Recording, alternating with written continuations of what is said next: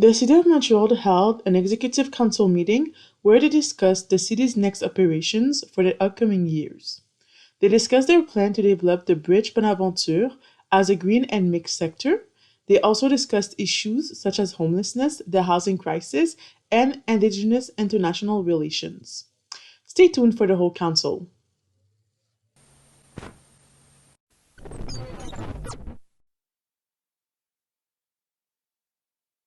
Tout le monde, bienvenue dans cette séance ordinaire du comité exécutif du mercredi 29 mars 2023. Ça nous fait plaisir de vous avoir avec nous. Je veux souhaiter la bienvenue, bien sûr, à Madame la mairesse, à tous mes collègues qui sont avec moi dans la salle Peter McGill de l'Hôtel de Ville, ainsi qu'à ceux qui nous suivent par le biais du virtuel. Je veux également saluer la direction générale ainsi que le greffier qui est présent avec nous aujourd'hui pour cette belle séance, je dirais. Et on commence sans plus tarder en passant la parole au responsable de l'urbanisme, M. Robert Baudry. Merci beaucoup, Madame la Présidente. Je suis très heureux ce matin d'être là pour présenter, au nom de toute l'équipe du SUM, notre vision pour le secteur Bridge Bonaventure. Vous avez vu que dans l'ordre du jour, on présente le mandat qu'on va envoyer à l'Office de consultation publique avec des propositions de modification au plan d'urbanisme et notre vision, le plan directeur de développement préliminaire pour le secteur Bridge Bonaventure. Donc, je vais directement partir la présentation, la totalité de l'écran. Ça, c'est technique. Je partage et voilà. Et je pars le diaporama. Alors, avant tout, ce que je voulais faire, c'est un travail de vision comme celui-là, ben, c'est avant tout un travail d'équipe. C'est des individus qui ont travaillé très, très fort. Alors, je tiens à le faire en tout début de présentation, avant d'être arrivé à la fin et que là, il y ait plein d'informations, mais vraiment pour souligner le travail exceptionnel de l'équipe du SUM, et je vais les nommer. Monsieur Claude Carrette, le DGA, Madame Lucie Carreau, qui est directrice du service de l'urbanisme et de la mobilité, Monsieur Karim Charef, chef de division, également les maires et mairesses des arrondissements du Sud-Ouest et Ville-Marie, leurs doses également qui se sont impliqués, mais aussi Tania Gonzalez, qui est soutien aux élus, qui a travaillé très fort pour ce dossier-là. Un dossier vraiment pas évident parce qu'on est dans un secteur qui a de l'histoire, un secteur qui a du potentiel, un secteur qui a des défis. On était à l'écoute vraiment de la population pour la construction de ce secteur-là, des secteurs communautaires, des promoteurs en passant par les artisans, des entreprises aussi, mais aussi des partenaires gouvernementaux, pour avoir une proposition vraiment bonifiée qu'on va venir vous présenter aujourd'hui, qui est ancrée dans les besoins du milieu, mais également qui sera porteuse pour l'avenir de ce secteur-là. On va demeurer d'ailleurs à l'écoute parce que, comme je vous l'ai dit tout d'abord, c'est un plan directeur de mise en valeur qui est préliminaire, qu'on va mettre au jeu dans le cadre d'un office de consultation publique, donc d'une consultation publique où la population pourra venir le commenter et bien évidemment, l'objectif, c'est de le bonifier.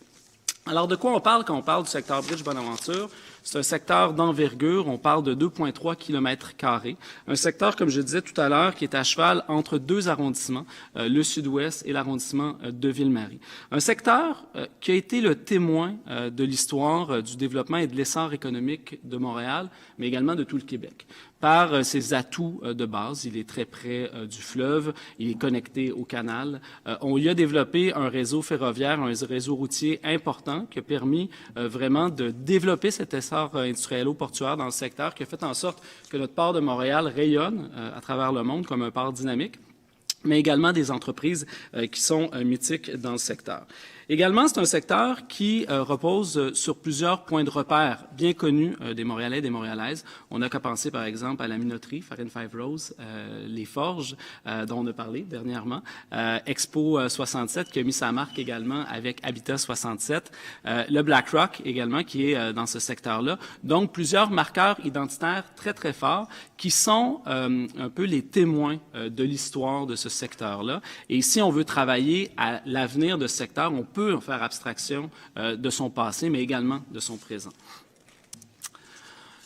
Pourtant, toutefois, c'est un secteur aussi dont les atouts sont parallèlement de grands défis à relever quand on parle de revitalisation. Parce que, bien évidemment, quand on parle de réseau ferroviaire, on parle de gare de triage, on parle de fracture urbaine. Vous le voyez, je trouve que cette illustration-là est parfaite pour illustrer tous les enjeux d'enclavement, les défis de mobilité, par ces balafres qui sont faits vraiment sur le secteur où on voit des réseaux supérieurs, des réseaux ferroviaires qui contribuent à de la congestion, également des enclavements sur des secteurs qui sont des presqu'îles, où il y a des accès qui sont très, très réduits en raison du canal, mais également du fleuve. Donc, c'est un secteur qui n'est pas sans défi, qui est très pauvre aussi en ce qui a trait de transport collectif, transport actif. On doit s'y attarder et y développer. Toutefois, je l'ai dit tout à l'heure, c'est pas une friche industrielle. Contrairement à d'autres secteurs où on est en revitalisation, c'est pas un secteur qui a arrêté de fonctionner. C'est toujours un secteur très foisonnant, où il parle de 50 entreprises. C'est 2000 emplois dans différents secteurs, le port de Montréal avec des retombées qui se chiffrent en termes de milliards de dollars, des entreprises qui sont des fleurons québécois comme ADM, Melz, à lesquels on est très, très fiers aussi, notre industrie culturelle et créative. Mais également, c'est tout un écosystème artisanal qu'on parle très peu quand on pense, par exemple, aux forges ou à Espace Vert, qui sont très implantés et qui sont justement des atouts du secteur et qui contribuent à leur développement économique. Avec des secteurs très spécifiques, plateformes multimodales, le parc industriel de la Pointe-Saint-Charles également. Donc, comme le disait un peu Saint-Exupéry, quand on a de la vision, dans un tas de pierres, on y voit une cathédrale. Ben nous, dans un secteur où il y a divers enjeux, eh ben on avait une vision pour ce secteur-là d'un quartier complet, d'un quartier mixte qui répond aux aspirations de la population montréalaise, mais également aux défis auxquels on fait face. C'est un secteur qui, on l'a vu, avait énormément d'attention de la part de différents acteurs, des positions qui sont très cristallisées aussi sur la façon dont on devait développer. Eh bien, comme on fait dans tous les secteurs qu'on a pris en main pour leur développement futur, on a voulu le construire cette vision-là avec la population montréalaise. Donc, vous vous rappelez, Madame la Présidente, je pense que vous étiez très bien positionnée pour vous en rappeler, en 2019, on a donné un mandat à l'OCPM d'une démarche en amont, donc d'une discussion sur ce secteur-là, d'un énoncé de vision préliminaire pour justement entendre la population sur leurs aspirations, ce qui a mené en 2020 à un rapport de l'OCPM avec pas moins de 47 recommandations, mais qui a mené des constats assez importants, dont celui que, oui, il est possible d'intégrer une donne résidentielle dans le secteur. Parce qu'on se rappellera, actuellement, dans ce secteur-là, il n'y a qu'à la Cité du Havre où on a de l'habitation. Le reste ne sont que des activités économiques. Toutefois, l'OCPM nous a également, la population, via le rapport de l'OCPM, nous a également enjoint à consolider et à venir préserver ce secteur-là économique. Donc, je l'ai dit, 47 recommandations, mais je voudrais peut-être m'arrêter sur 3 recommandations importantes. Celle justement de venir consolider ce secteur-là économique, donc de faire attention aussi dans l'introduction de cette donne résidentielle, mais qu'elle soit mixte également, qu'elle soit effectivement dense, mais à échelle humaine. Donc, qu'on puisse construire des quartiers accessibles, mixtes, denses, qui répondent aux besoins des Montréalais, mais d'éviter de rentrer en conflit d'usage avec ces zones industrielles. Donc, on veut sécuriser aussi ces activités-là qui sont importantes pour l'avenir de Montréal, plus particulièrement, par exemple, dans les secteurs de Bickerdike ou de la Pointe-du-Moulin, mais également y intégrer de façon intelligente de l'habitation par une gradation des différents usages en mettant en place des zones tampons, ce qui nous donne également des opportunités de venir ajouter du verdissement. Ce qui nous amène à la deuxième étape où on a voulu construire ce plan directeur préliminaire qu'on vient présenter aujourd'hui et qu'on vient mettre au jeu, encore une fois, de la population. Encore une fois, avec les acteurs du milieu qui avaient de l'ambition également pour le secteur Bridge Bonaventure. On a travaillé à la mise en place d'une table de concertation avec les principales parties prenantes. Je le disais, des positions bien souvent qui sont diamétralement opposées. On a réussi à asseoir tout le monde alentour de la table pour pouvoir discuter avec eux des enjeux, des défis, des ambitions, pour que la Ville puisse travailler avec une vision claire, équilibrée, qui allait répondre aux différentes aspirations, mais sans toutefois prendre un parti particulier, faire un développement intelligent. On a voulu aussi faire appel au comité mixte parce que, comme j'ai dit tout à l'heure, c'est un secteur dans lequel on a énormément de patrimoine industriel à préserver. Donc, il faut nous assurer que le développement s'intègre à ce type de patrimoine-là. Donc, ça a été plusieurs ateliers de travail, plusieurs rencontres de la table de concertation avec des acteurs du milieu économique comme ADM, l'administration portuaire, la Chambre de commerce du Sud-Ouest, le milieu communautaire Action Gardien, Habiter Ville-Marie, le milieu communautaire également plus au BNL, qui sont les conseils régionaux d'environnement au Héritage Montréal, mais également les partenariats des artisans et du développement immobilier. Ce qui nous amène ici avec une vision de ce secteur-là que je vais vous lire, une vision d'avenir, qui est l'ADN du secteur Bridge Bonaventure. C'est la vocation économique qui est renforcée par la création d'un milieu de vie et d'emplois diversifiés, connectés, résilients et carboneutres, prenant assise sur la mobilité durable, l'esprit du lieu, le patrimoine et la mise en réseau des espaces publics et des lieux emblématiques. Donc, comme je disais, le maintien et le renforcement de cette vocation économique, mais cette ouverture à la mixité d'usage et d'habitation.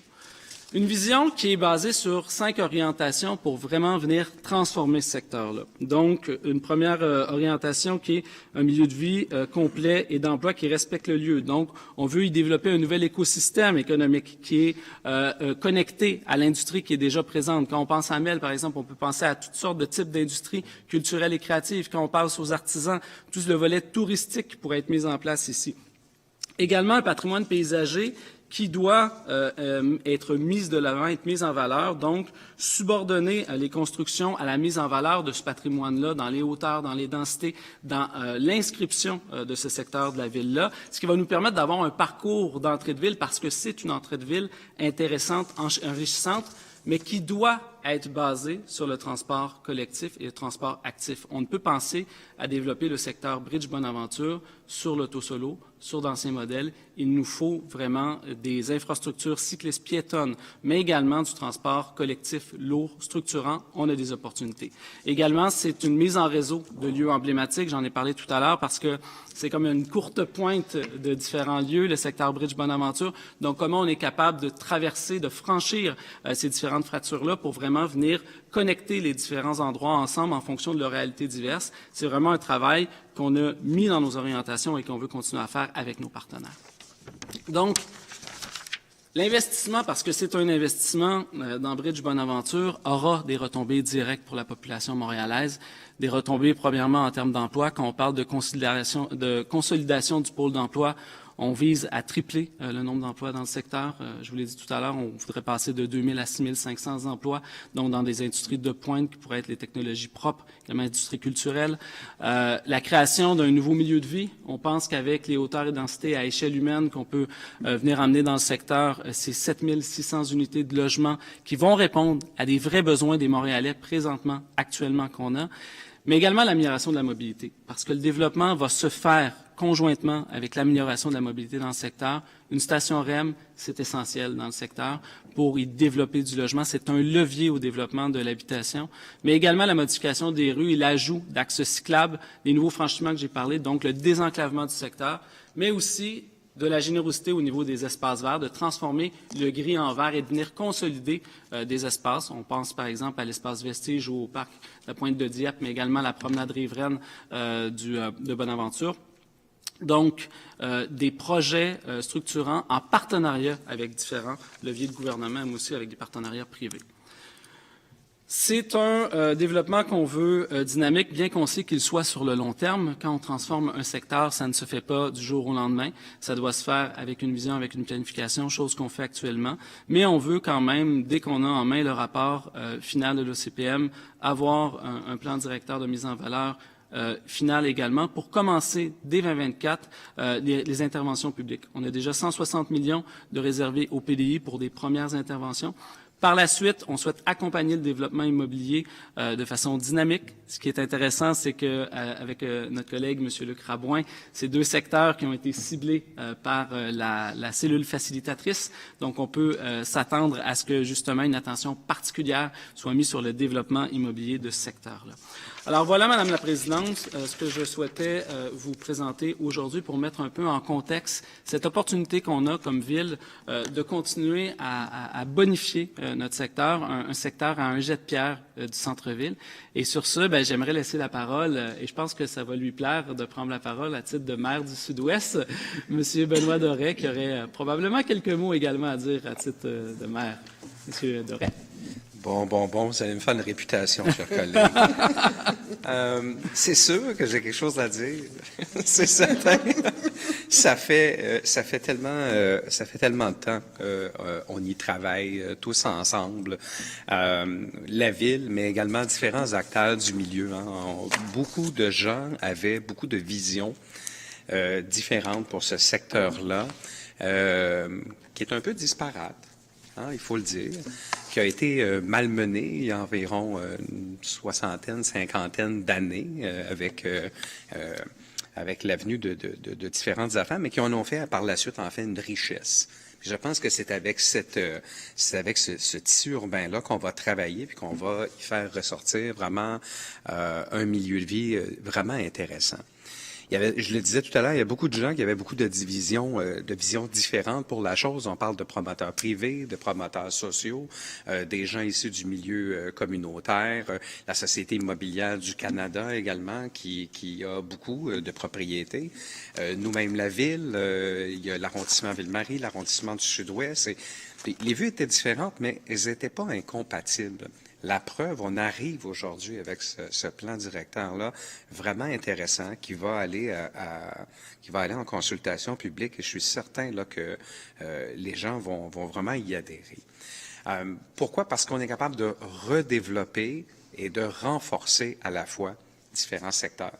Vous l'avez dit tout à l'heure, chers collègues, on n'était pas dans un secteur qui allait pas bien, qu'il se passait rien. On n'était pas vraiment dans quelque chose d'abandonné, là. C'est un secteur qui est foisonnant, mais avec des activités vraiment diverses, disparates, et qui ont leur place dans notre vitalité économique.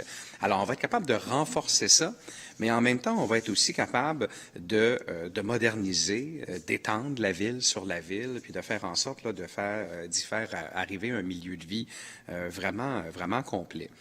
Alors, comme maire du Sud-Ouest, c'est certain, je ne vais pas dire qu'on a à moitié exactement, là, mais en tout cas, c'est moitié, cette affaire-là. C'est à cheval entre deux arrondissements, et puis c'est bien correct. Mais comme maire de l'arrondissement, c'est sûr que je me réjouis des retombées du développement pour les 10, 15, 20 prochaines années qu'on va y faire dans ce secteur-là.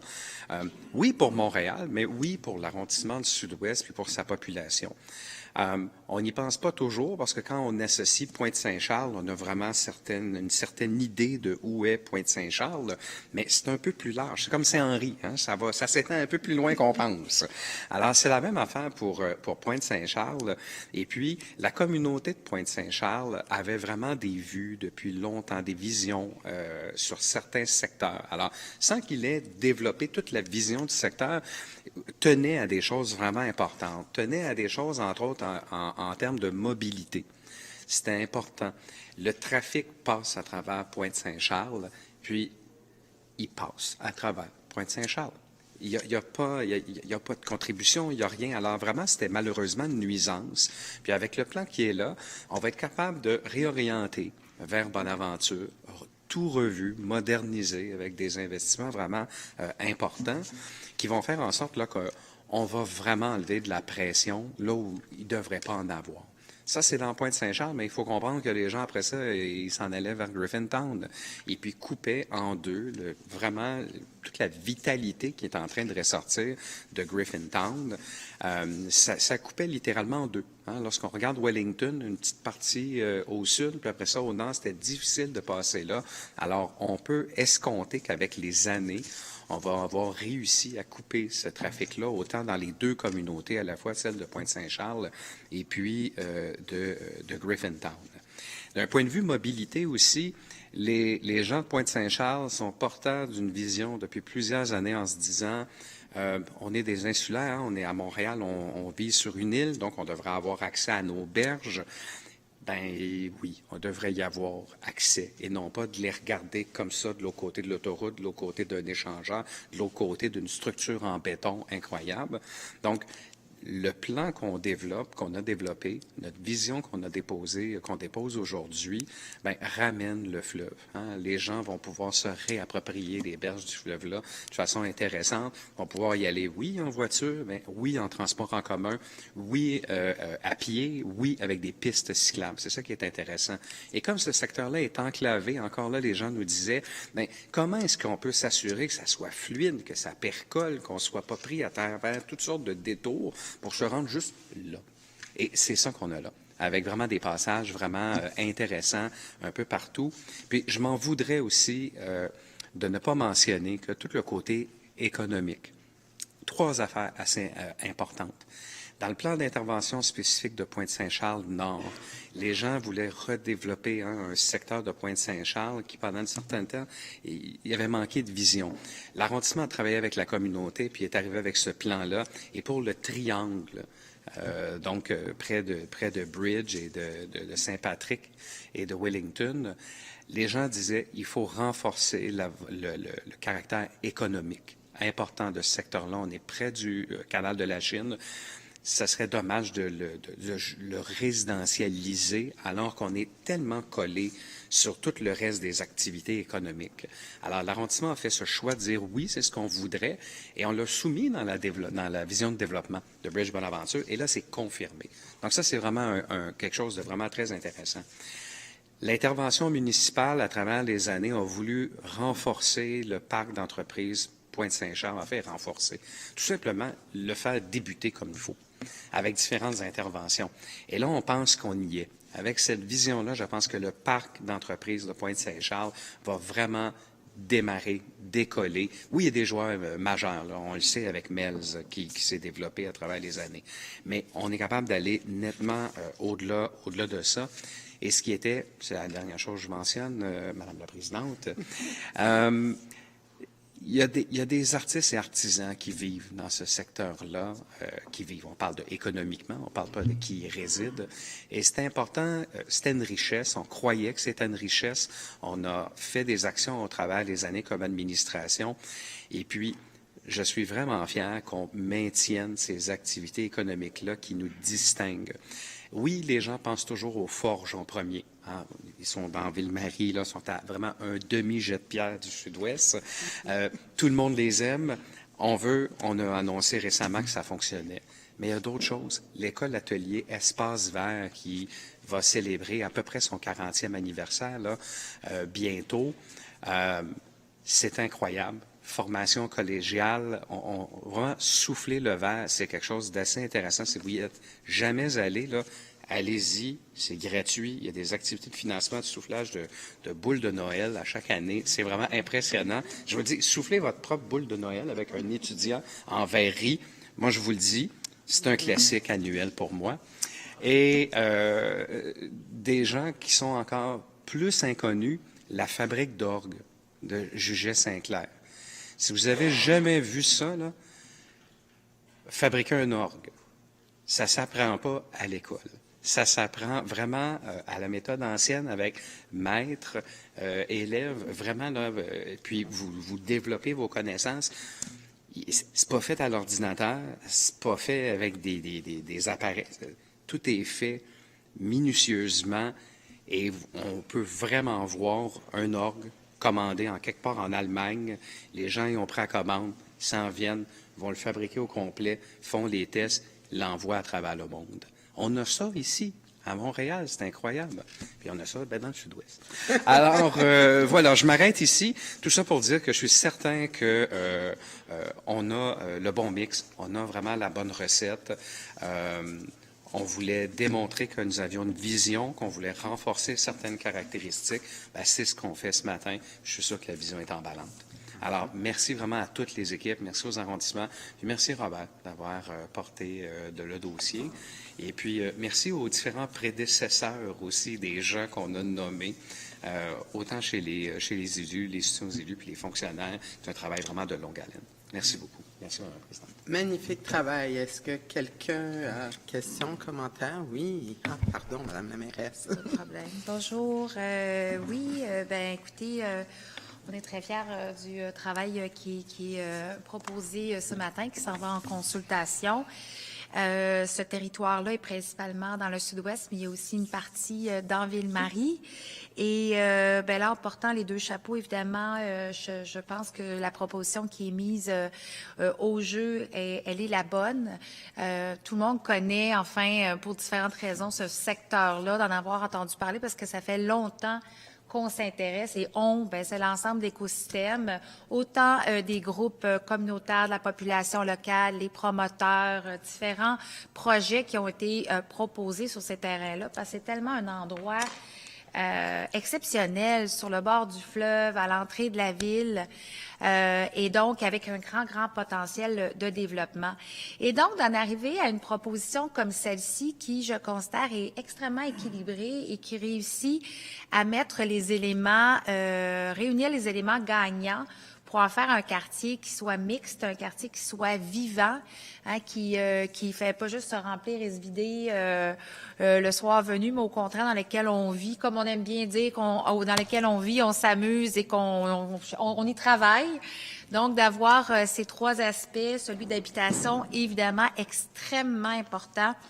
Celui également d'avoir des activités commerciales, mais même d'avoir certaines industries qui vont garantir justement la vitalité ou du moins cet aspect particulier du secteur, parce qu'on fait aussi affaire avec un secteur qui est pas tout à fait non plus une page blanche. Et je pense que c'est ça qui est important de prendre en considération. Dans certains secteurs de développement, on arrive plus dans un endroit où on peut à peu près, je ne vais pas dire faire ce qu'on veut, mais par exemple, on peut aller avec des idées complètement nouvelles, alors que dans ce secteur-là, c'est important pour nous d'honorer les fonctions, ou en tout cas l'historique, dont l'historique commercial et avec le Vieux-Port, entre autres, je dirais, plus industriel, avec des activités douces quand même là, du port de Montréal. Donc, je suis extrêmement satisfaite du travail qui a été mis de l'avant par nos équipes, d'ailleurs, que je salue, les services d'urbanisme de la Ville de Montréal, qui, au fil, ont réuni l'ensemble des préoccupations, des aspirations de toutes celles et ceux que je viens de vous nommer, de toutes celles et ceux qui veulent faire de ce quartier-là un quartier extrêmement vivant. Et je pense qu'on a démontré à travers cette proposition, qui sera maintenant soumise à l'ensemble de la population et des groupes d'intérêt, une vision qui nous ressemble comme administration, c'est-à-dire qui mise sur le transport. Donc, on construit des habitations absolument, mais pas question de ne pas réfléchir à comment on va entrer et sortir de ce quartier-là. Et ce à quoi on aspire, c'est un quartier à lequel le transport collectif va être extrêmement présent. On parle du REM, mais aussi de d'autres types de mobilité, surtout qu'on est proche du centre-ville. Donc, c'est une opportunité incroyable à saisir. La question des espaces verts, mon collègue, M. Doré, parlait des berges. Et en effet, tout comme on a réussi à faire avec la Molson, de garantir que les berges restent publiques et qu'on puisse même y avoir encore plus accès via un grand parc, c'est ce à quoi on aspire dans ce quartier-là, de garantir également qu'il y ait des espaces prévus pour écoles ou pôles civiques ou pôles civiques, parce qu'encore une fois, on veut que ce quartier-là soit dynamique. Alors moi, j'invite toute la population, tout le monde à venir se prononcer sur le développement de ce grand territoire dans lequel notre administration fera bien sûr une part importante en fonction de comment le dossier va évoluer, des propositions qui seront faites, mais une grande part au logement abordable, bien sûr, et également au logement social, si les sommes nous sont, bien sûr, mises de l'avant par le gouvernement du Québec. Alors, sur ce, voilà, je vous cède la parole, Madame. Je vous redonne le bâton de parole, Madame la Présidente, et bravo à mon collègue Robert Baudry, à l'ensemble des personnes qui ont travaillé sur ce dossier-là et l'équipe de M. Carrette également. Merci. Bravo, merci beaucoup. Est-ce que les collègues, vous auriez des questions ou commentaires? Non. Moi, je pense que c'est une superbe occasion de refaire la ville sur elle-même et effectivement de la marquer au sceau de la vision de notre administration. C'est vraiment un très, très beau projet. Juste une mini question technique. Je note que vous faites encore une proposition de plan directeur. Donc, on est encore dans une consultation d'amont? Non, en fait, on est dans une consultation officielle. C'est juste qu'on ne voulait pas l'officialiser tant que les gens ne s'étaient pas prononcés sur le contenu. Et il y a un volet réglementaire à la consultation d'OCPM également, de modification du plan d'urbanisme sur les hauteurs, les densités et la permission d'y intégrer de l'habitation dans le secteur. Merci beaucoup, M. Baudry. Merci. Vous me comblez. Alors, écoutez, sans plus tarder, on va procéder à l'ordre du jour public. Donc, en 10.001, adoption de l'ordre du jour. Alors, vous comprendrez, chers collègues, qu'on va ajouter à notre ordre du jour de ce matin le point 40.008 qui va nous permettre de donner justement le mandat de faire cette consultation. Donc, ordre du jour amendé, adopté. Parfait, c'est adopté. Je vais réunir 10.002 jusqu'à 10.005 pour que nous approuvions les procès-verbaux des séances ordinaires du comité exécutif qui sont tenues entre le 1er et le 22 février. C'est adopté. Passe en 20.001, autoriser l'option de prolongation prévue au contrat pour des services spécialisés en prélèvement d'échantillons des sols, analyse chimique et rapport d'analyse. C'est un contrat qui est accordé à Enviro Service Inc. et ça majore le montant total du contrat à 1 210 114,35 $. C'est adopté. En 20.002, on va exercer l'option de prolongation de 12 mois qui débute le 1er juillet 2023, assortie d'une dépense additionnelle de 202 194,45 $ pour l'entretien sanitaire et le grand ménage de divers bâtiments du Service de sécurité incendie de Montréal. C'est adopté. En 20.003, on va conclure des ententes cadres avec la firme Pneus Métropolitain Inc. pour l'entretien, la réparation et le remplacement de pneus et de jantes pour les ateliers mécaniques du service du matériel roulant et des ateliers pour une durée d'1 an avec une option de prolongation d'1 année supplémentaire, un montant estimé à 1 087 806 $. C'est approuvé. En 20.004, conclure des ententes cadres avec les firmes Saint-Germain Égouts et Aqueduc Inc. et Albertvio pour une division de Demco Corporation pour la fourniture sur demande de pièces pour aqueduc et égouts pour une période de 5 mois, incluant 3 options de prolongation de 12 mois chacune. C'est adopté. En 20.005, on va exercer l'option de la prolongation et autoriser une dépense additionnelle de 2 022 001,40 $ pour la fourniture sur demande de services d'intervention en signalisation routière. C'est un contrat accordé à la firme Béton Brunet Limité, dont le montant total du contrat devient donc de 3 779 805,56 $. C'est adopté. En 20.007, accorder un contrat à Solotech pour la fourniture et l'installation d'équipements audiovisuels et sonores pour la salle principale de la biosphère. Donc, le montant total du contrat, 478 384,53 $. Et par la même occasion, autoriser un virement non récurrent de 500 000 en provenance du PDI d'agglomération du service de l'environnement vers le PDI de la biosphère. C'est approuvé. En 20.008, approuver un projet de protocole d'entente avec le ministère des Affaires municipales et de l'Habitation et la Ville de Montréal, établissant les modalités d'implication des parties relativement au versement d'une aide financière à la Ville au montant de 97 700 $ pour des travaux dans l'arrondissement de Rivière-des-Prairies, Pointe-aux-Trembles. C'est accordé. En 20.009, approuver un projet de bail par lequel la Ville loue à ex-aequo pour une période de 2 ans à compter du 1er juillet 2023 un local situé au 3e étage de l'immeuble ici, au 3680 rue Jeanne-Mance. À des fins communautaires, c'est un loyer total de 59 689,26 $. Le montant total de la subvention pour cette occupation est d'environ 40 750 $. C'est adopté. En 20.011, accorder une contribution financière non récurrente de 5 000 $ à l'Institut d'administration publique du Québec pour les prix d'excellence 2023.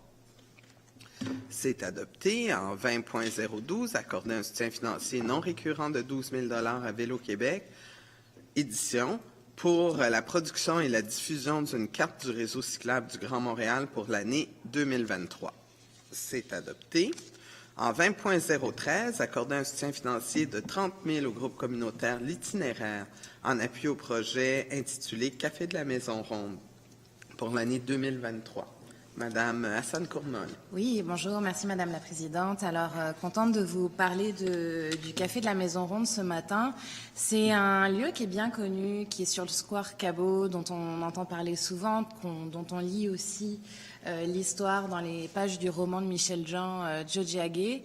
Mais c'est aussi un lieu d'impact social très très fort et c'est exactement le principe du GDD qu'on adopte qui va soutenir l'employabilité au Café de la Maison Ronde. Donc en fait, ce café emploie des personnes qui sont en situation d'itinérance ou à risque de l'être et qui sont autour du square Cabot. Et c'est 300 repas qui sont fournis tous les étés au Café de la Maison Ronde pour les personnes autochtones qui sont autour du square Cabot. Et on le sait, autour du square Cabot, la diversité autochtone est extrêmement forte. Ce sont des populations qui viennent de territoires et de communautés très très variées. Donc ce café soutient toutes ces personnes en leur fournissant des repas gratuitement, mais aussi en les aidant à se réinsérer en emploi et donc en société. Et puis j'invite aussi les Montréalais et les Montréalaises à faire un tour au Café de la Maison Ronde parce que on le sait, des expériences autochtones en communauté urbaine, on n'en a pas assez, mais c'est un beau moyen d'aller découvrir certains éléments de la gastronomie autochtone, la bannique, le Indian taco, des thés boréaux qui viennent directement des territoires. Alors aux Montréalais, Montréalaises, dès que les beaux jours reviennent, installez-vous sur la terrasse du Café de la Maison Ronde, asseyez-vous, buvez un café et mangez une bannique. Alors, c'est accordé en 20.014, accorder un soutien financier non récurrent de 20 000 au Conseil régional de l'environnement de Montréal dans le cadre de l'événement des rendez-vous métropolitains du stationnement qui se tiendra du 24 avril au 1er juin 2023. Contrairement à ce que le titre laisse penser, je pense que ça ne doit pas être pour qu'on ait plus de stationnement. J'espère. Voilà. En 20.015, accorder un soutien financier de 48 959 $ au regroupement des écoquartiers afin de coordonner et de mettre en place la patrouille bleue 2023. C'est adopté. En 20.016, approuver une contribution financière de 70 000 pour la réalisation d'une étude de faisabilité pour la création d'un centre de conservation et de documentation pour les arts numériques à la Société des arts technologiques dans le cadre de l'entente sur le développement culturel 2021-2024. C'est adopté. En 20.017, accorder un soutien financier de 30 000 au Concours musical international de Montréal pour la remise du premier prix 2023.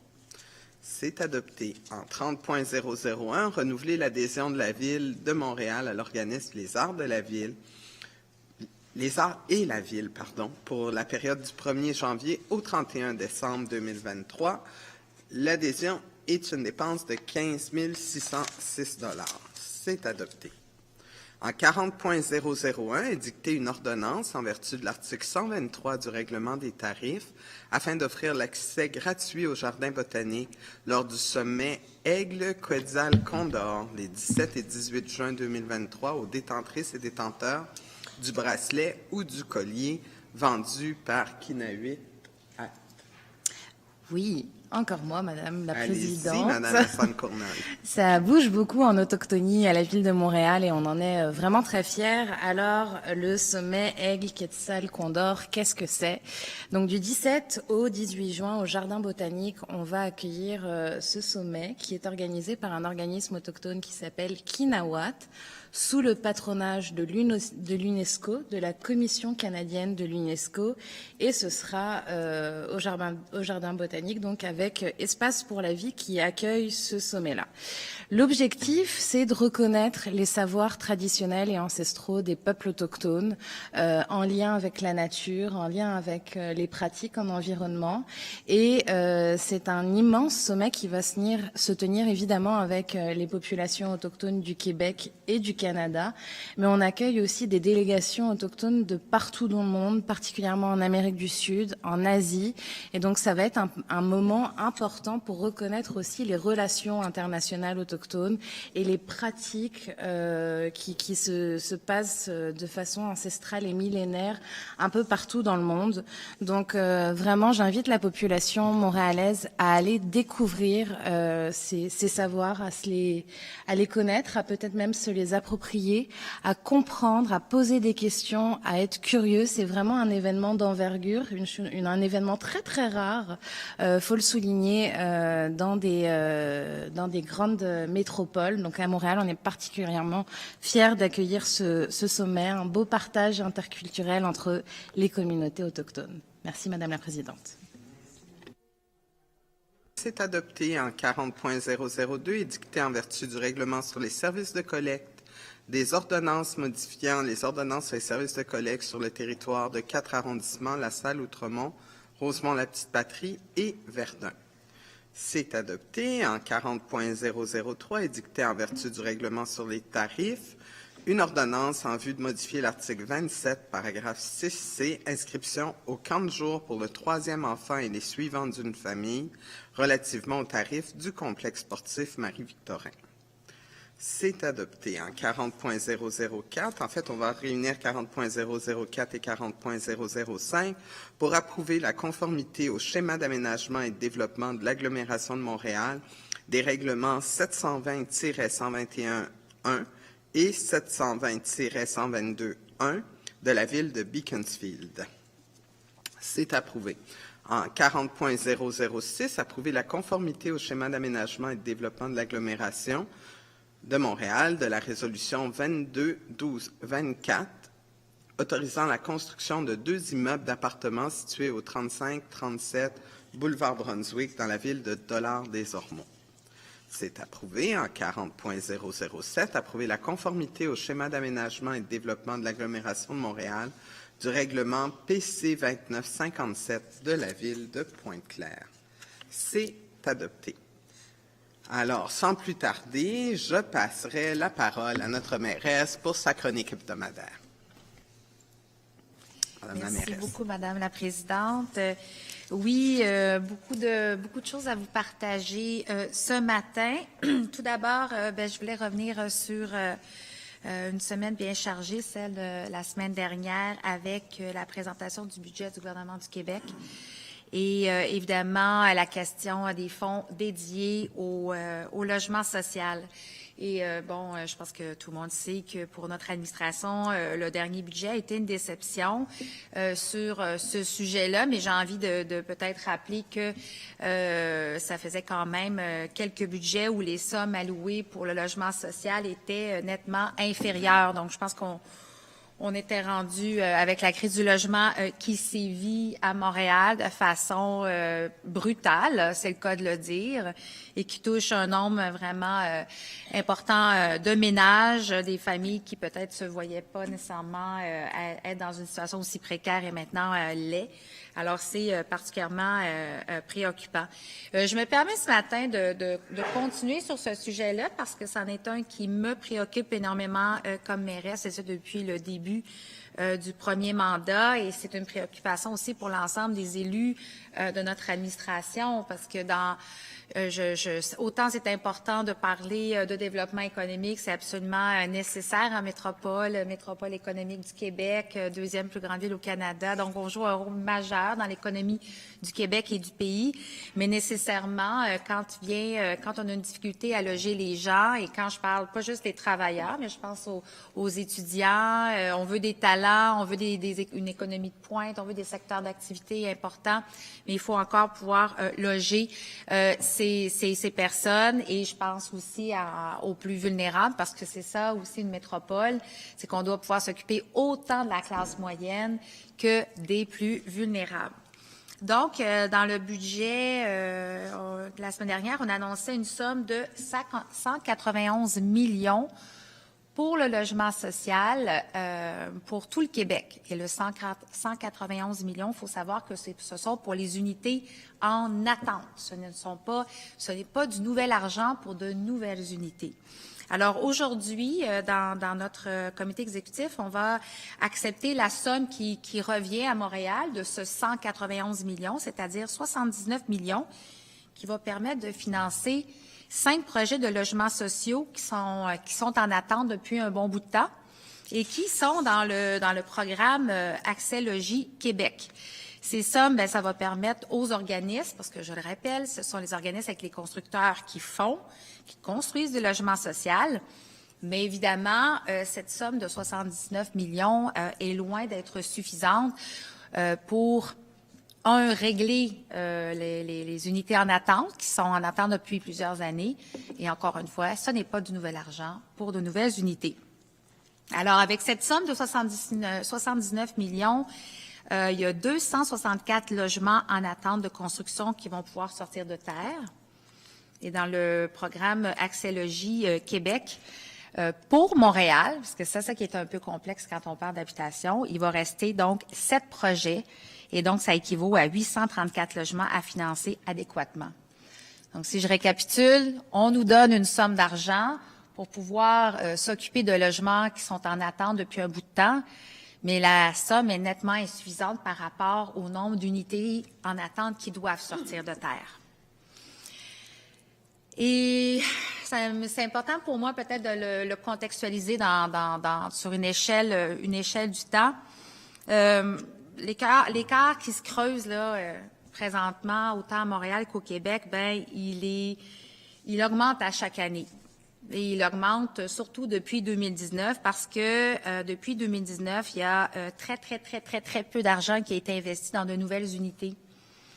Traditionnellement, tous les gouvernements des précédents gouvernements investissaient du nouvel argent pour de nouvelles unités. Je le répète parce que sinon c'est mélangeant avec les unités en attente, n'est-ce pas? Mais je dirais qu'à peu près, là, on avait presque 1000 unités par année qui étaient financées par Québec en logement social pour Montréal, juste pour Montréal. Et depuis 2019, seulement 200 nouvelles unités ont été financées en logement social. Donc, 1000 par année versus 200 depuis 2019. Et c'est en 2021 qu'on a reçu un cadeau d'avoir 200 nouvelles unités. Mais pour le reste, jamais de nouvelles unités. Moi, je salue la volonté du gouvernement du Québec de vouloir régler ce qu'on appelle en anglais, un bon anglicisme, le backlog, c'est-à-dire les unités en attente. Les unités en attente, pourquoi? Parce que les enveloppes du programme Accès Logis Québec ne vont pas à la hauteur des coûts réels. Et donc, je suis contente que le gouvernement souhaite régler ce déficit-là, mais il faut qu'il y ait les sommes nécessaires pour vraiment le régler de un. Et encore une fois, ne pas investir en même temps de nouvel argent dans la machine, c'est-à-dire demander à des organismes communautaires de continuer à mobiliser le milieu, à faire leur montage financier, parce que c'est souvent ce qui est le plus long. Puis ces projets-là, on le sait, c'est des projets qui sont portés par la communauté. Ça peut être des personnes, des résidences de personnes aînées, des ressources pour personnes à risque d'itinérance, des coopératives d'habitation, des projets pour les personnes autochtones. On en parlait. Puis on est très content d'ailleurs que le fédéral investisse massivement. Mais il faut que ça descende, là. Il faut que ça se rende jusqu'à Montréal parce que sinon, on n'est pas plus avancé. Pourquoi je parle de tout ça? C'est que, autant, moi, c'est un dossier qui me passionne comme mairesse, mais c'est un dossier qui est complexe. Puis, dans les derniers jours, évidemment, on peut pas aborder ça de front juste d'une bouchée parce que ça demande quand même de digérer au fur et à mesure. Mais en gros, j'ai envie de vous parler ce matin du programme Accès Logis Québec et pourquoi nous, on considère que on nous donne pas les moyens de réussir. Je dis nous, mais encore une fois, on donne pas les moyens aux organismes de sortir les unités de terre. Accès Logis, c'est un programme qui est financé par Québec, dont les normes sont dictées par Québec. Les enveloppes sont décidées par Québec. Combien ça coûte, combien on va donner. Puis c'est normal, c'est leur programme à eux. Et depuis 5 ans, avec l'entente Réflexe Montréal, nous, à Montréal, on a réussi, depuis 2017, à avoir Accès Logis Montréal. Et là, on a des sommes, et c'est nous qui les gérons, en fonction de la réalité terrain, en fonction des coûts réels. Mais vous savez quoi? Accès Logis Montréal avec les organismes, on en sort des unités de terre, là. Fait l'enjeu, c'est pas que les organismes ou la ville ne fait pas sortir des unités, parce qu'en plus, c'est quelque chose que je veux défaire. On a regardé l'ensemble des projets, et une fois qu'un organisme communautaire a reçu son go, là, pour le financement, ça lui prend autant de temps que le privé à sortir les unités de terre, ou à peu près. Fait que c'est pas une question de les organismes font pas leur travail, les organismes ne gèrent pas bien. Si on leur donne un projet privé va voir sa banque, qui a son financement, il part. Un organisme communautaire, lui, doit s'entendre avec Québec, avec un programme Accès Logis Québec, qui n'est pas nécessairement connecté à la réalité terrain. Une ville ailleurs au Québec, puis une ville comme Montréal, c'est très différent au niveau des coûts, la main-d'œuvre, puis encore une fois, je ne mène même pas l'inflation là-dedans, là, juste à la base. Donc, moi, je souhaite vraiment qu'on soit capable de réhabiliter, le travail des organismes qui font un travail absolument exceptionnel, qui grattent les fonds de tiroir pour pouvoir lever des unités de terre, mais est-ce qu'on peut leur donner les moyens dont ils ont besoin pour le réussir? Je reviens à mon Accès Logis Montréal, Accès Logis Québec. Donc, à Accès Logis Québec, nous, on avait des unités... il y a des unités en attente à Montréal. C'est celle que je vous ai nommée tantôt. 12 projets. Ça fait à peu près 1000 unités. Là, le gouvernement du Québec nous donne 79 millions. On va pouvoir en faire 5 projets. Il en reste 7 que eux, ils n'ont pas le financement pour pouvoir régler. Et je tiens à mentionner que dans la préparation du budget, parce que je veux être extrêmement transparente avec les Montréalais, je veux qu'ils comprennent à quel point, oui, c'est complexe l'habitation, mais on est capable de naviguer là-dedans.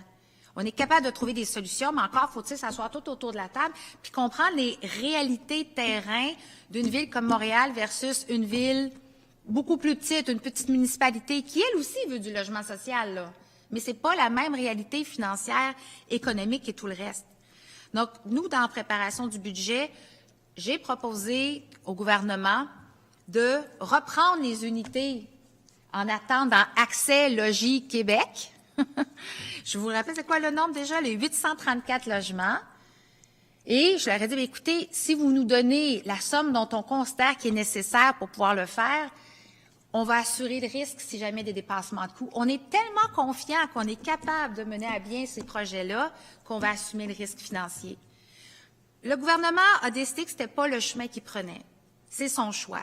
Est-ce que je suis déçue? Oui, parce que je trouve que Montréal, encore une fois, en mode solution, on a dit, donnez-nous, puis je vais vous donner le montant parce que c'est important. Encore une fois, dans un but de transparence, on avait demandé 314 millions pour réaliser les 12 projets, et ça équivaut à peu près à 1000 unités. Le gouvernement, son choix a été de nous donner 79 millions pour réaliser 5 projets. Donc, il y a un écart, là. Puis 834 unités qui sont, on ne sait pas ce qui va se passer avec. Pourquoi je le dis? C'est que moi, je suis en mode solution. Puis je vais continuer à le faire. Je vais continuer d'aller voir mes collègues à Québec. Je vais continuer de travailler avec l'écosystème immobilier ou du développement du logement et social et abordable. Quand la semaine passée, je me suis assise avec l'IDU, le FRAPRU, les groupes de ressources techniques. Vous savez quoi? Puis c'est tous des gens avec des visions différentes du développement du logement, mais qui ont tous à cœur de sortir des unités pour le logement abordable, mais dans ce cas-ci, pour le logement social également. Puis il y avait une entente. Il y avait une compréhension des enjeux respectifs de chacun. Puis le même constat, comme quoi, si le gouvernement du Québec veut que les unités en attente sortent de terre, il va falloir qu'il allonge l'argent parce que là, c'est mission impossible pour les organismes. Et moi, ce que je dis au gouvernement du Québec, c'est qu'étant donné qu'à travers toutes les années, depuis la création d'Accès Logis Québec, il y a toujours eu de nouvelles unités sur la table, toujours. Ce qui est en attente, oui, les nouvelles unités. Parce que les besoins, eux, ils sont pas en attente. Ils augmentent tout le temps. Fait qu'il faut qu'on soit en mode action. Il faut faire comme les précédents gouvernements puis investir minimum 1500 à presque 3000 nouvelles unités par année, pas 200 là, sur 3 ans. Ça marche pas.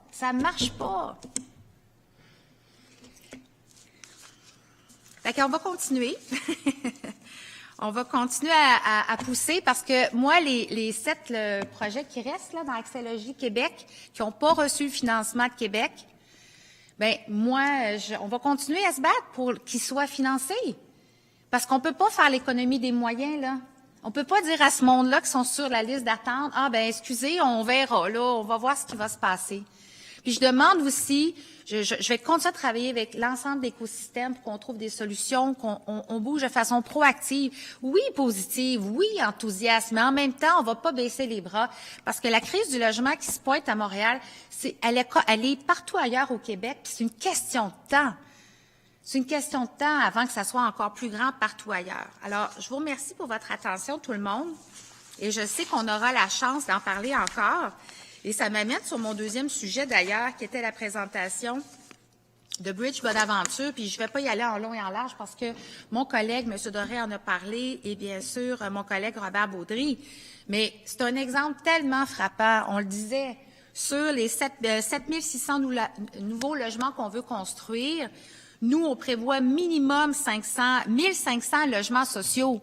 On a fait un règlement à Montréal pour s'assurer que dans tout grand projet, on réserve du logement social. C'est très novateur ce qu'on a décidé de faire parce qu'on y croit dans le logement social, puis on y croit dans le logement abordable.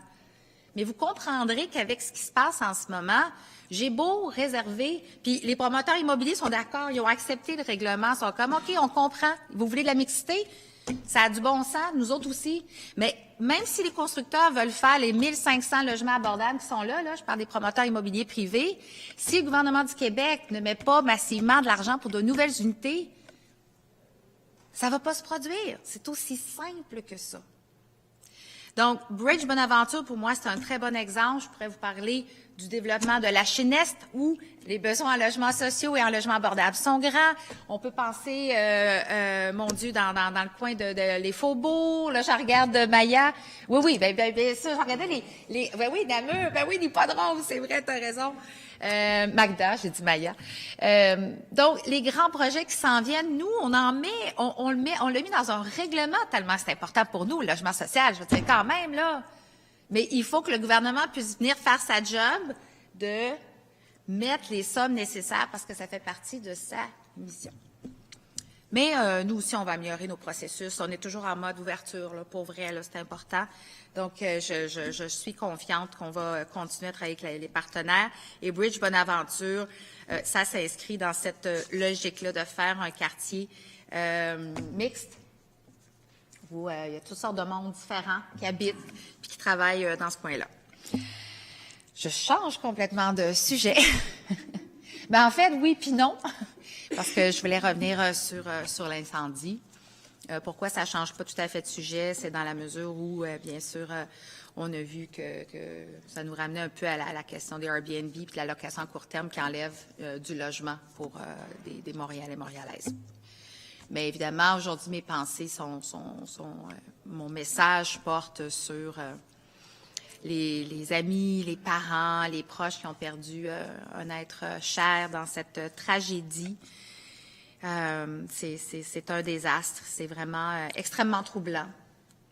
Et puis, je tiens à remercier les policiers, les pompiers, qui ont fait un travail important, remarquable sur une scène pas facile, et qui sont en train qui ont recueilli, là, je pense, pas mal tout ce dont ils avaient besoin, qui vont pouvoir nous brosser un portrait de ce qui s'est passé et quel était, bien sûr, l'état du bâtiment, parce que c'est une grande préoccupation pour tout le monde, dont la Ville de Montréal. Donc, on va suivre ce dossier de très près. Je vous amène maintenant sur le budget fédéral. C'était la présentation hier. On était beaucoup d'éléments qui nous ont interpellés, mais je dirais que dans les plus importants, c'est les sommes allouées pour le prolongement de la ligne bleue, un projet absolument important, névralgique pour Montréal et pour l'Est de Montréal. Je tiens à rappeler que c'est notre administration qui aura finalement fait débloquer ce projet-là dans lequel les gens ne croyaient plus Il suffit d'aller sur Jean Talon, vous allez voir, ça se construit. C'est la même chose par rapport au travail qui se fait avec le tunnelier et tout le reste. Donc, ça avance la ligne bleue et ça va nous permettre de faire éventuellement une meilleure offre de transport collectif, mais aussi, encore une fois, de l'habitation, n'est-ce pas? Ceci étant dit, notre bémol par rapport au budget fédéral, c'est concernant les investissements dans l'entretien et les opérations du transport collectif. C'est une demande qu'on fait à Québec de façon récurrente, mais qui nécessairement aussi passe par le fédéral. Donc, l'idée, c'est, oui, on aime ça des nouveaux projets, puis oui, on devrait faire du développement en continu, mais il faut aussi s'occuper du réseau existant. Je pense à notre système de métro, notre flotte d'autobus. Il y a des objectifs d'électrification, c'est très bien, mais il faut pouvoir vraiment s'occuper de ce qui existe déjà. Et je remercie le gouvernement du Québec avec qui on fait équipe sur cette demande au fédéral. Malheureusement, on n'aura pas eu la monnaie de la pièce, donc on va continuer à pousser très fort. Une autre belle nouvelle, c'est concernant la réconciliation, justement, un investissement important pour la création de logements autochtones, c'est très bien. Encore une fois, il faudra que le financement passe par Québec et qu'on voit comment ça va se matérialiser concrètement pour des unités, des projets de logement social ou communautaire pour les communautés autochtones. Puis finalement, un autre beau projet sur lequel on pose depuis longtemps, c'est l'autoroute Bonaventure. Comment on veut récupérer, ça s'inscrit aussi là, dans le projet Bridge Bonaventure, c'est connecté, mais évidemment, on souhaite vraiment se réapproprier le bord de l'eau. Alors, en faisant une promenade riveraine, où est-ce qu'on va pouvoir connecter des quartiers, connecter les deux ponts aussi. Fait que c'est vraiment, vraiment très intéressant. On est content. Dernier sujet, demain, c'est le sommet sur les chantiers. On est très content que ça se tienne demain. Une centaine de personnes vont participer à ce rendez-vous. Ce qu'on veut dire, c'est que ça ne sera pas une discussion de salon, là. On a de gros objectifs. On a déjà des super bonnes pistes de solutions. Maintenant, c'est l'application qu'il faut voir comment ça va se matérialiser, considérant l'ensemble des intervenants qui sont dans les rues de Montréal, avec leur chantier, avec leur cône orange. Nous, la Ville de Montréal, on veut vraiment miser sur comment mieux coordonner les chantiers avant que les permis soient donnés. Des fois, il y a un décalage entre l'arrondissement, des projets de la Ville-Centre, des projets autres. Il faut qu'on puisse être beaucoup plus efficace. On veut réduire la taille, le nombre de cônes oranges, comme ça existe dans d'autres villes, entre autres. Donc, on va travailler avec le MTQ, dont c'est la responsabilité, ou du moins, c'est lui qui a la capacité de pouvoir changer ces normes-là. On veut limiter le nombre de chantiers fantômes aussi parce que c'est insupportable. Et les chantiers fantômes, ça fait que c'est pas juste là où il y a des travaux, mais c'est souvent des stationnements en avant où est-ce que sont réservés pour quelques jours avant un chantier, mais il n'y a pas un chat dessus. Donc, c'est exaspérant pour la population et aussi pour les entraves à la circulation. Donc, bien hâte à ce chantier demain. Et puis, ça va vraiment nous permettre là, j'ai envie de dire faire le ménage, mais oui, absolument. Mais il faut vraiment, là, puis ça va être mon message qu'on va porter demain, il faut vraiment amener l'ensemble des donneurs d'ouvrages. Je rappelle le chiffre, c'est pas pour nous dédouaner, pas du tout, mais 75% des chantiers à la Ville de Montréal ne sont pas ceux de la Ville. Je comprends que pour les citoyens, ils se disent hey, « moi, je m'en fiche pas mal, c'est qui? Je veux que ça roule. Je veux pas qu'il y ait personne sur mon chantier. On peut avoir des plus petits comptes. » C'est vrai. Mais ça veut quand même dire qu'il faut que le 75 là, faut du moins les donneurs d'ouvrages du 75 que ce soit des sociétés de télécommunications, d'énergie, des promoteurs privés, il faut vraiment qu'ils embarquent et qu'ils comprennent l'irritant que ça cause, les irritations, les problèmes pour les résidents, pour les touristes, pour les travailleurs, pour le milieu des affaires. Donc, ce sera notre appel à tous. C'est comme ça qu'on travaille, on mobilise et c'est exactement ce qu'on veut faire demain, une force mobilisatrice de l'ensemble de l'écosystème des chantiers pour nous aider vraiment à avoir une meilleure coordination puis d'envoyer un message fort qu'à Montréal, on gère nos cônes oranges. Sur ce, je vous souhaite une très belle journée et moi, je serai en point de presse à 11h pour couvrir plusieurs dossiers. Donc, aux médias qui nous écoutent, à tantôt. Mais merci tout le monde, puis bonne journée. Tout à fait bien, Madame la mairesse. Vous allez m'excuser, je vous ai passé la parole un tantinet trop tôt. J'ai oublié J'ai oublié d'adopter le règlement modifiant le plan d'urbanisme dans le secteur Bridge-Bonaventure et qu'on mandate l'Office de consultation publique pour tenir la consultation sur le projet de règlement et le plan directeur. Donc, voilà le 40.008 que j'ai annoncé qu'on ajoutait et que j'ai moi-même oublié. C'est adopté? C'est adopté. Bravo, Monsieur Baudry, pour votre excellent travail. Et ceci épuise effectivement notre ordre du jour pour ce matin. Je vous remercie beaucoup de votre attention et je vous souhaite une excellente semaine à tous et à toutes, et au plaisir de vous revoir mercredi prochain pour une nouvelle séance du comité exécutif. Bonne semaine.